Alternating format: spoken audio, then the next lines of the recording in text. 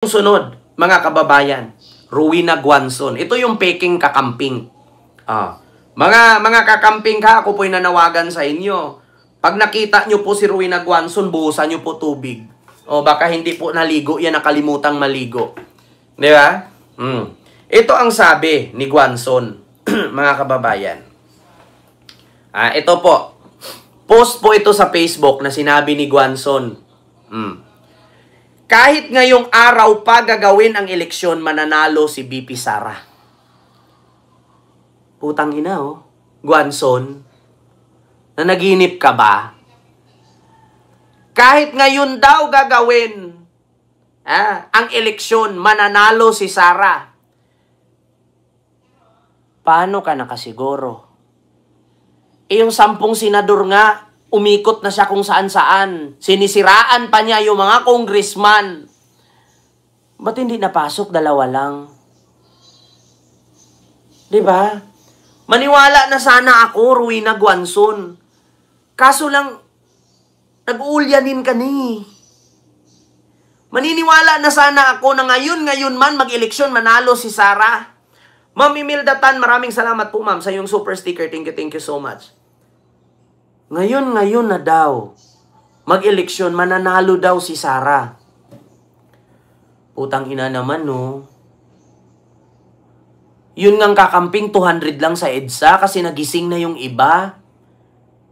Diba? Yun lang mga DDS.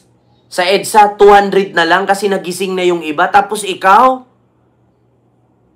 alam ko dating matalino ka, pero ngayon ba't naging bubo ka na? Ma'am Rowena, di ba dati kang komisyoner? Bakit naging bubo ka ngayon? Paano pa mananalo yung taong yan? Hindi nyo na maloko ang bayan. Ngayon ka magbibase. Ngayon mo kuhaan ng basihan yung rally. Sa sobrang dami na nagrarally, 49 to 50,000 yung nagrally sa EDSA. Bakit 200 lang ang sumuporta kay Sara na resign Marcos? Kinantsawan pa. Putang ina. Ma'am Criselda, maraming salamat po sa yung super sticker. Thank you so much. Diba? Alam ko, komisyoner ka, marunong ka marunong ka mag-isip, marunong ka maghimay-himay. Diba? Isipin mong mabuti. Yun ngang mga pumunta doon sa rally, galit kay Sara. Tapos yun, sabi mo, kung ngayon man eleksyon, mananalo si Sara. Loso sa impyerno, mananalo siya. Diba? Tanong ko lang, Rowena Guanzon. Sige nga, kung ngayon ang eleksyon, mananalo agad si Sara. Maging vice president ka nga niya, kung manalo ka, hinahamon kita. Kung ngayon daw ang eleksyon, magpresidente si Sara, mananalo. Sige nga, mag-vice presidente ka kay Sara, kung mananalo ka. Sige nga, tanungin kita. Hinahamon kita. Kung ngayon man ang eleksyon, mananalo si Sara. Sige nga, mag-vice presidente ka sa kanya kung mananalo ka. Maskin kakamping, duduraan ka. Yeah. Plastic ka eh. Akala mo nakalimutan ka ng kakamping? Nung eleksyong tumakbo si PBBM, si Sara, si Leni, si Isko, si Pacquiao, at iba pa. Anong sabi mo kay PBBM?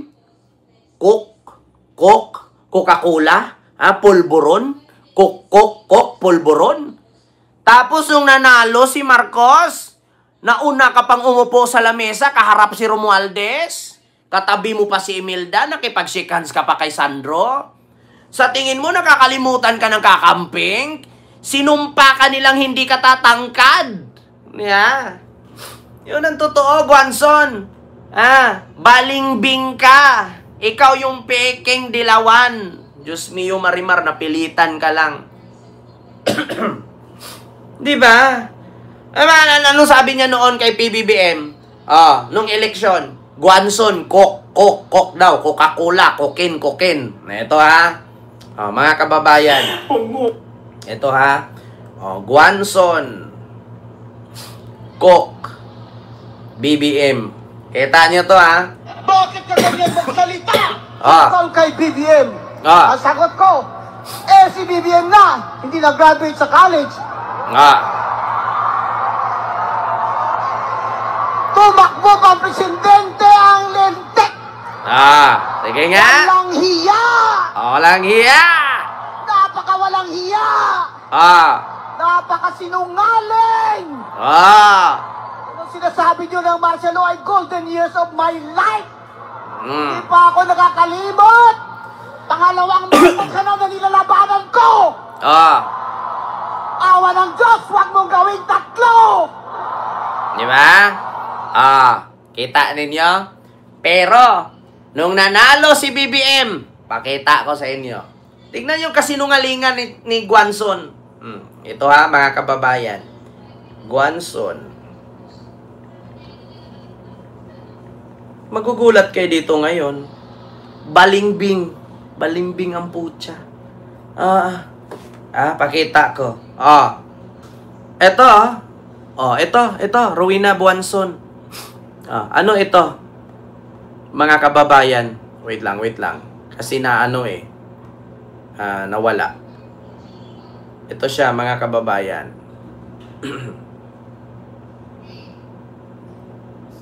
Guanzon Romualdez. Alam nyo, sa totoo lang mga kababayan, hindi kasi hindi nyo maitanggi, mga kababayan, yung kasinungalingan ni Guanzon. Lentek ka! Huwag mo nang gawing 3. Ako, golden age ko, martial law. Utang ina, nung nanalo si Marcos, nauna ka pang pumila sa lamesa, nakipag-shake hands ka kay Romualdez, tumabi kay Imelda, pumunta ka pa kay Sandro, yumakap ka pa kay Lisa. Putang ina. Tapos ngayon, magsara-sara ka. Bakit? Kasi hindi ka nabigyan ng posisyon ni Marcos? Bakit ka bibigyan? Pagkatapos mong sabihing bangag, sabihing iwi, diba? Balingbing ka. Kahit tumakbok ang kagawad sa inyo, hindi ka mananalo kasi chismosa ka. Nakakasira ka lang ng barangay. Kita ninyo? Pagkatapos nanalo, sumama kay Romualdez. Wag mo sabihin ngayon. Kakampihan ka ng DDS. Losi mo. Kahit kakamping, sinumpa ka na hindi ka tatangkad at manatili kang kuba. Kahit kakamping, sinusumpa kang magtungkod-tungkod ka na lang. Diba? Sabi-sabi ka pa, kung eleksyon ngayon, mananalo si Sara. Putang ina. Sige nga, mag-vice president ka niya kung manalo ka. Lose. Ito pa. Mga kababayan, Guanzon, Sara. Ito, mga kababayan. Pakinggan natin. Well, we're all well-educated people. We come from very good families. We should have the interest of the nation at heart above all.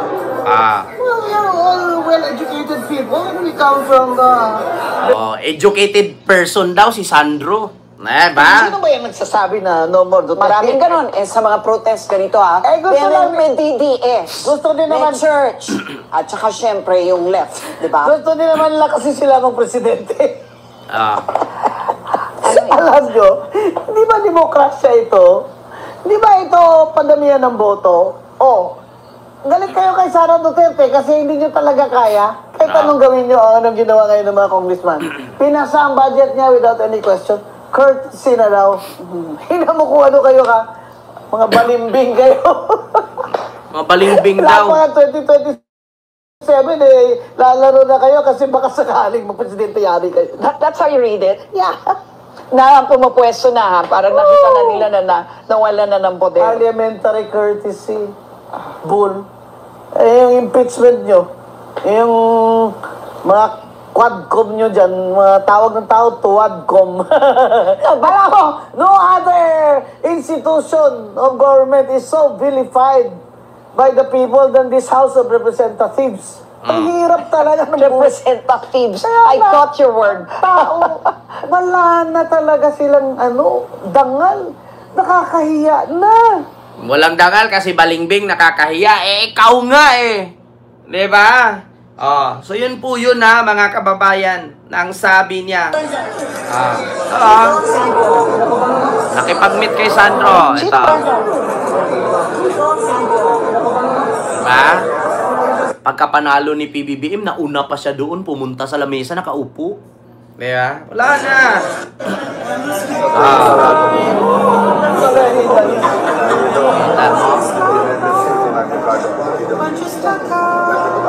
Kita ninyo? Sabi ko sa inyo mga kababayan. Ito, sabi niya, mark my word, wala nang buboto sa Marcos sa 2028. Kawawa ka, Sandro. Hindi, alam mo sa totoo lang, Guanzon, I will tell you frankly. Comelec commissioner ka noon. Ito, sa totoo lang mga kababayan, Ma'am Rowena Guanzon, huwag kang magalit sa akin na mainsulto kita. Nag-uulyanin ka na talaga. Comelec commissioner ka. Alam mo ang rules and regulations sa Comelec. Kapag tumakbo kang presidente, kailangan 40 anyos ka pataas. Sa 2028, 40 na ba si Sandro? Utang ina naman niloloko mo na yung sarili mo Talagang walang buboto kay Sandro sa 2028 kasi hindi si Sandro tatakbong presidente. Kasi bawal pa siyang tumakbo, hindi pa siya 40. Tanga lang. Di ba? Comelec commissioner ka noon, tapos hindi mo alam.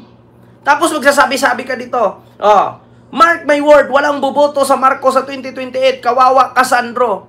Paano makatakbo si Sandro? 40 anyos ang hiniling ng Comelec para makatakbo kang presidente. Tangina, bobo. Isa ka ng DDS na literal. Si Vico Soto, maniwala pa ako. Si Sara, maniwala pa ako. Si Baste, maniwala pa ako. Pero si Sandro, malayo pa. Diyos mio, Marimar. 2028, kaedad ko lang yan si Sandro. Pareho pa kami ng niyan. Zodiac sign. Diyos ko naman, Guanzon, na naghinip ka na naman habang gising Sa sobrang kayabangan mo, 40 years old ang presidente. Kaya talagang walang boto si Sandro. Bakit? Hindi siya pwede magpresidente. Wag tanga. Pati ba naman dyan? Lulukuhin mo pa yung constituent mo? At mga naniniwala sa'yo? Wala kang pinagkaiba kay Sara. Lahat ng sinasabi, kailangan paniwalaan siya. Paghanapan mo ebidensya, walang may pakita nga. Puro kwento, walang kwenta. Ito pa. Huli, mga kababayan, na hindi pa pala. Ito pa, yung sunod.